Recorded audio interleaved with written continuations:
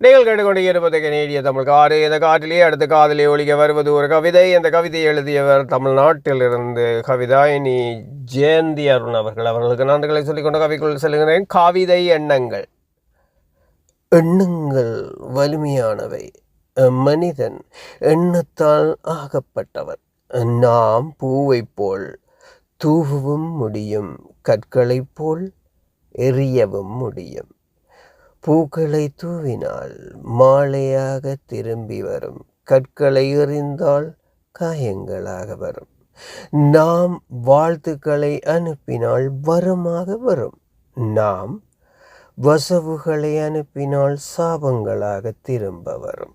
நல்ல எண்ணங்களை தூவுவோம் நாடு எங்கும். நன்றி. மீண்டும் அடுத்த கவியூடாக உங்களை சந்திப்பேன் என்று கூறிக்கொண்டு விடைபெறுகின்றேன். நான் RGR மோகன். மீண்டும் சந்திப்போம். நீங்கள் கேட்டுக்கொண்டு இருப்பது கனேடிய தமிழ் காட்டு.